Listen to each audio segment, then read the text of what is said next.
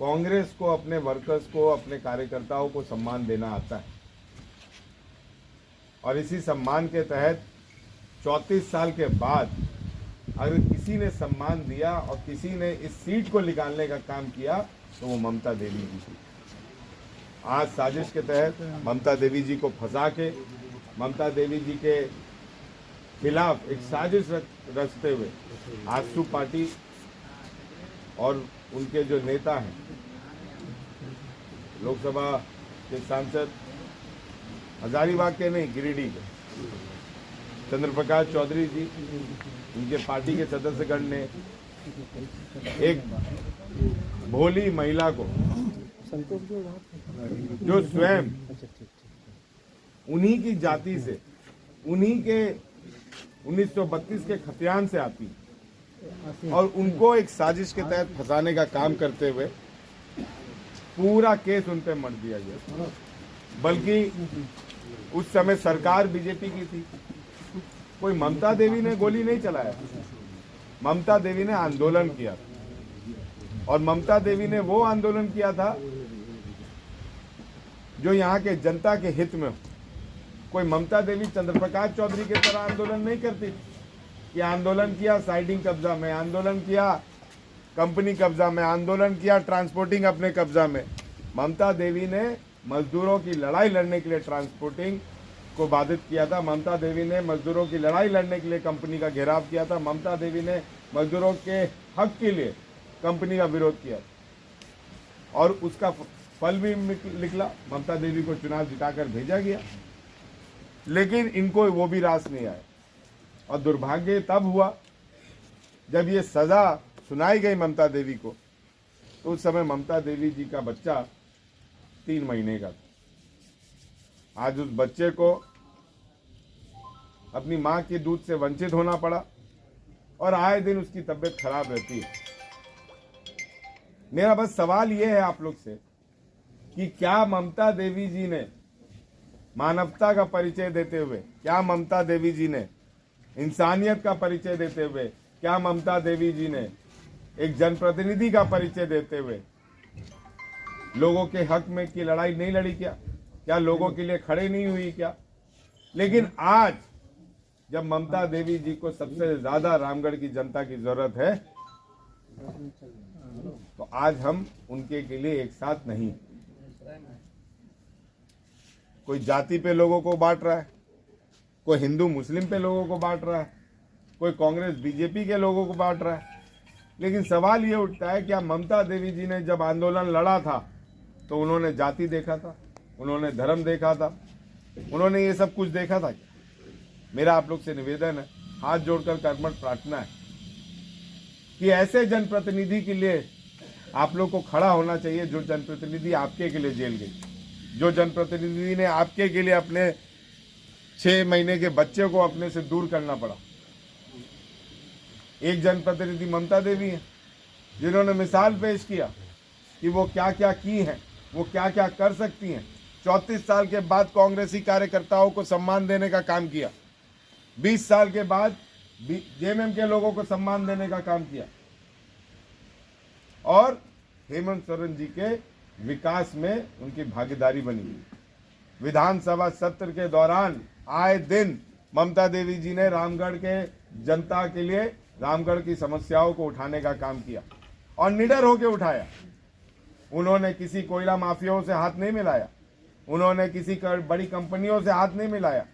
वो अपना काम एक विधायक के रूप में करती रहेगी। लेकिन दूसरे तरफ आपके पास एक 3 टर्म का विधायक जिनको आपने चुना, उन्होंने क्या किया?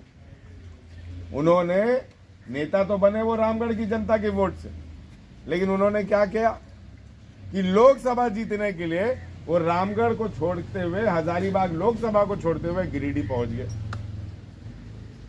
उन्होंने वहां पे अपना स्वार्थ देखा। अगर वो जनता को खुद प्यार करते, अगर वो रामगढ़ की जनता को सम्मान देते, तो वो हजारीबाग से चुनाव लड़ते। और क्योंकि इनकी गठबंधन की सरकार थी, ये उस समय बोल सकते थे कि हमें हजारीबाग चाहिए, नहीं तो हम चुनाव आपके साथ नहीं आएंगे, क्योंकि यशवंत सिन्हा जी तो ऐसे भी विरोध कर रहे थे। एक तरफ पिता विरोध कर रहे हैं, बेटा बीजेपी में है, तो क्यों नहीं रामगढ़ की जनता को हजारीबाग लोकसभा सीट मिलना चाहिए था। मेरा आप लोग से निवेदन कि ऐसे व्यक्ति को चिन्हित करिए जो अपने स्वार्थ के लिए राजनीति करे, जो अपने स्वार्थ के लिए जाति का उपयोग करे, जो अपने स्वार्थ के लिए धर्म का उपयोग करे, जो अपने स्वार्थ के लिए विधानसभा के लोगों का उपयोग करे। और उस व्यक्ति का नाम कोई और नहीं है, चंद्र प्रकाश चौधरी। और गिरिडीह में भी जाके कोई बड़ा काम नहीं कर रहे हैं, वहां पे भी बस लूट खसूट की राजनीति, कहां से कितना वसूलना है, कहां से कितना वसूलना है।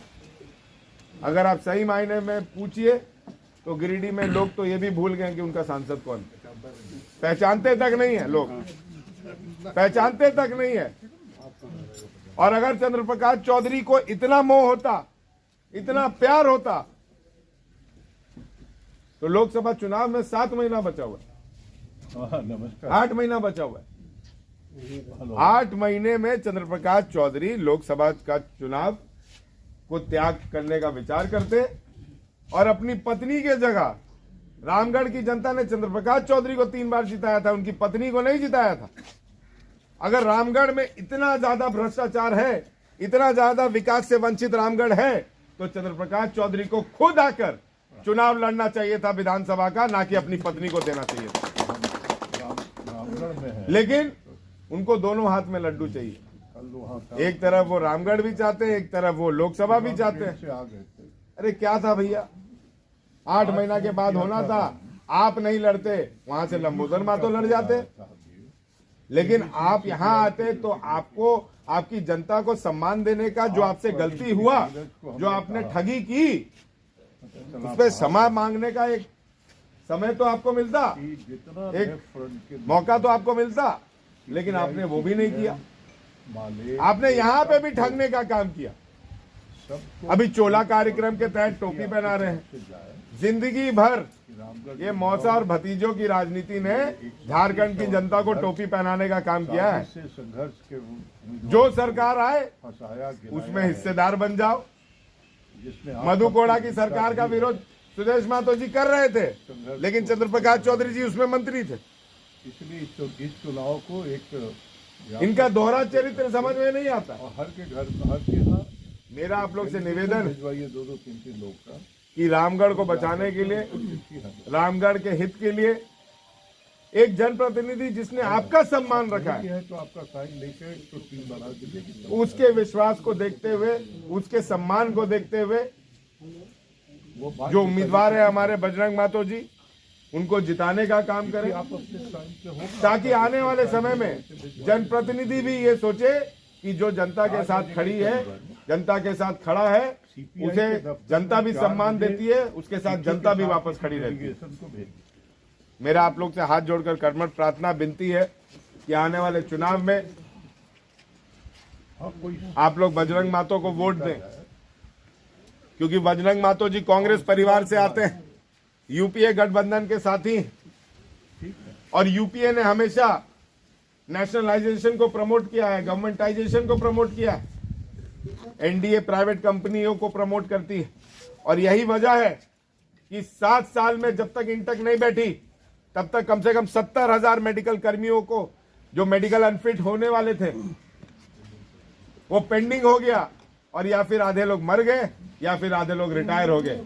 70,000 सीसीएल में ये आंकड़ा है बस, कि 70,000 लोगों को मेडिकल अनफिट के माध्यम से नौकरी मिल सकता था, उनके बच्चों को मिल सकता था, लेकिन गोपाल सिंह जो पूर्व के सीएमडी थे, उन्होंने नहीं होने दिया, क्योंकि एनडीए की साजिश थी कि कोल इंडिया को प्राइवेटाइजेशन की ओर ले जाना है, और जब तक एनडीए रहेगी प्राइवेटाइजेशन की ओर कोल इंडिया बढ़ते रहेगा। ना कोई बहाली निकल रही है, ना डेथ केस पे नौकरी हो रहा है, ना संडे की बात कही जा रही है। आपके हक की लड़ाई लड़ने वाला कोई नहीं है। और एक हेमंत सरकार है जो आज के डेट में लोहा ले रही है केंद्र सरकार से, और वो दिन दूर नहीं है। 2024 में केंद्र सरकार को भी % वोट आया था, अलायंस पर्सन का वोट कम से कम 12% था, बाद बाकी बीजेपी का था। इधर कांग्रेस को 34% वोट आया था, 30% वोट कांग्रेस का था, 4% वोट अलायंस पार्टनर का था। और आज के डेट में इनके सब अलायंस इनको छोड़ के चले गए, शिवसेना छोड़ के चली गई, जेडीयू छोड़ के चला गया, तेलंगाना में आप अलग हो गए, अकाली दल आपको छोड़ के चला गया, चंद्रशेखर जी आपको छोड़ के चले गए, चंद्रशेखर आप 5 मेजर अलायंस पार्टनर आपको छोड़ के चले गए। आप किस तरीके से लोकसभा निकालने की बात करते हैं? और ऐसा नहीं है कि वो छोड़ के गए हैं तो वो इंडिपेंडेंट लड़ रहे हैं, वो सब यूपीए के साथ एक मन से चुनाव लड़ रहे हैं, तो इसलिए डरने की बात नहीं है। हमें बहुत जल्दी इस मोदी राज से मुक्ति मिलने वाली है, और जब कांग्रेस आएगी तभी कोल इंडिया का फायदा होने वाला है। मैं एक सवाल आपके सामने रखना चाहता हूं कि आज माइंस प्रोटेक्शन एक्ट के तहत कोल मिनरल जो है वो प्रोटेक्टेड मिनरल में आती थी। जब इंदिरा गांधी जी ने 1981 में इसको नेशनलाइज किया था तो इसको कोल प्रोटेक्शन एक्ट के तहत इसको रिजर्व रखा गया था। आज उस रिजर्व का फायदा किसको मिला? रामगढ़ की जनता को मिला, हजारीबाग की जनता को मिला, झारखंड के लोगों को मिला, धनबाद, बोकारो, इन लोगों को मिला। वहां पे सिविलाइजेशन बैठा, वहां पे सीएसआर के तहत काम हुआ। क्यों? क्योंकि हर चीज का एक नियम संगत के तहत, पार्लियामेंट्री एक्ट 1948 के तहत हम लोग को काम करना था, कोल की निकासी उतनी होनी थी। आज कोल को प्रोटेक्टेड मिनरल एक्ट से हटा दिया गया। आपका टोकीसू यहाँ पे बगल में है, आपका चैनपुर घाटों के बगल में है, सब माइंसों को बेच दिया गया, आउटसोर्स कर दिया गया। कल को जब प्राइवेट कंपनीज वाले मार्केट में कोयला बेचेंगे तो आप बताइए आपका कोल इंडिया का कोयला कौन पूछेगा? क्योंकि कोल इंडिया का कोयला महंगा बिकेगा और प्राइवेट कंपनियों का कोयला सस्ता बिकेगा। और यकीन मानिए अभी तो माइंस आउटसोर्स हो रहा है। जिस दिन प्राइवेट कंपनी सस्ता कोयला बेचने लगी ना, उस दिन आपके घर को आउटसोर्स करने का जरूरत नहीं होगा। उस दिन आप स्वतः अपना घर खाली करके यहां से प्लान कर जाइएगा, क्योंकि आपके के लिए ना रोजगार बचेगा, ना शिक्षा बचेगा, ना स्वास्थ्य बचेगा। और ये तब ही बच सकता है जब हम मोदी जैसे सोच को दूर करें। और चंद्रप्रकाश चौधरी और उनके प्रमुख आजसू के ये 2 कदम आगे हैं। इन्होंने तो व्यापारी ही के लिए, व्यापारगिरी के लिए राजनीति में कदम रखा है। मेरा यकीन मानिए, बात हमारे को अपनी वोट की नहीं है, बात हमारे को अपने पड़ोसियों की वोट ममता देवी को दिलवाने की है। अगर हम लोग को सम्मान देना है ममता देवी को, एक जनप्रतिनिधि को, एक उस महिला को जिसने झारखंड की बात कही है विधानसभा में, जिसने रामगढ़ की बात कही है विधानसभा में, तो मेरा आप लोग से हाथ जोड़कर करबट प्रार्थना है कि मेरी बहन ममता देवी जी को सम्मान दिलाने के लिए बजरंग महतो जी को 27 तारीख को कांग्रेस पार्टी के हाथ छाप पर मोहर देके विजय बनाए, तभी जाकर हम इस रामगढ़ को बचा सकते हैं, हम इस सिविलाइजेशन को बचा सकते हैं, हम नई सराय को बचा सकते हैं, हम माइंस रेस्क्यू को बचा सकते हैं, हम सिरका को बचा सकते हैं, हम अरगढ़ को बचा सकते हैं, हम रजरप्पा को बचा सकते हैं। नहीं तो जहां इनको पता चला कि भैया एक और विधायक हमारे खेमे से आ गया हो, वहां पे एक और आउटसोर्सिंग का टेंडर निकाल देंगे, क्योंकि विरोध करने वाला कोई नहीं होगा। आज आप बेरमो में देखें, वॉशरी बंद करने के कगार पर 2 साल पहले आदेश निकाल दिया, लेकिन मैंने बोला कि कोई वॉशरी का आदमी ट्रांसफर नहीं होगा। करगली वॉशरी में काम नहीं कर रहे हैं, लेकिन वहीं पे हैं, क्योंकि मैंने बोला है कि करगली वॉशरी पे अगर वॉशरी बनेगा तो उसी स्थल पर नया बनेगा, नहीं तो कोई भी मेरा मजदूर कहीं पे और नहीं जाएगा। क्यों? क्योंकि मैं विरोध करने के लिए हूं। जब विरोध करने के लिए जनप्रतिनिधि ही नहीं रहेगा तो ये जो व्यापारी वर्ग इनके साथ बैठा हुआ है, अदानी अंबानी, ये तो कोल इंडिया को क्या, ये जितने भी कांग्रेस के द्वारा एक पीएसयू के तहत जहां जहां बैठाए गए, चाहे वो सेल हो, चाहे वो कोल इंडिया हो, चाहे वो रेलवेज हो, सबको बेचेंगे। मेरा आप लोग से निवेदन है कि अगर चंद्रप्रकाश चौधरी सच्चे आप लोग के हितैषी होते तो ये कोल प्रोटेक्शन एक्ट के तहत जो कोल को प्रोटेक्शन एक्ट से हटाया गया उसका संसद में विरोध जरूर करते, लेकिन उन्होंने नहीं किया। उन्होंने नहीं किया क्योंकि जिस तरीके से उन्होंने बीएमएल कंपनी को गोला में लाके बैठाने का काम किया, उसी तरह वो चाहते हैं कि और आउटसोर्सिंग का कंपनी के तहत और माइंस रेस्क्यू को टेक ओवर करने वाले, और हॉस्पिटल को टेक ओवर करने वाले, और स्वांग और गिद्दी जैसे वॉशरीज को टेक ओवर करने वाले लोग यहाँ पे आए और यहाँ के लोगों को यहाँ से छोड़ के जाना पड़े। मेरा आपसे निवेदन है कि बजरंग मातो जी को विजय बनाए, क्योंकि शायद यही चंद्र प्रकाश चौधरी हैं। ये तो मैंने विधायक के रूप में आपको जो समझाना था समझा दिया, लेकिन एक बेटे के रूप में आपको विनती करता हूँ कि शायद यही एक चंद्र प्रकाश चौधरी हैं जो राजेंद्र बाबू के स्वर्गवास होने के बाद भी जब उनका बेटा चुनाव लड़ रहा था तो उनके बेटे को अगर बुरा भला बोलते तो कोई बात नहीं थी, क्योंकि मैं चुनाव लड़ रहा हूँ, लेकिन उसी मन से उन्होंने राजेंद्र बाबू को 100 से अधिक गालियां देने का काम किया था। उन्होंने बेरमो की जनता को मन से बोलने का काम किया था कि राजेंद्र सिंह ने खाली अपना जेब भरा, आज तक मजदूरों के हित में काम नहीं किया। और ये तमाम वीडियो, ये तमाम फेसबुक के फुटेज आपको चंद्र प्रकाश चौधरी और सुदेश महतो के आईडी पे मिल जाएंगे। तो जो व्यक्ति आपके नेता, जो व्यक्ति आपके अभिभावक को गाली दे सकता है, वो आपका हितैषी कभी नहीं हो सकता है। मेरा आप लोग से निवेदन है कि बजरंग महतो को विजय बनाए और इस कोल इंडिया को बचाने में एक सहयोग अपना प्रदान करें। आप लोग ने काफ़ी देर से हमारा इंतज़ार किया था, उसके लिए मैं तहे दिल से माफ़ी चाहता हूं कि हम लोग विलम्ब हुए। एक्चुअली कुछ काम आ गया था, चाचा के ऑफिस में भी बहुत सारे लोग आ गए थे, लेकिन आप लोग ने इतना इंतज़ार किया, उसके लिए तहे दिल से धन्यवाद करता हूं और आशा और विश्वास दिलाता हूं कि अब JBCCI में आपकी हक की बात भी होगी और कोल इंडिया से और कोल मिनिस्ट्री से दो हाथ भी होगी।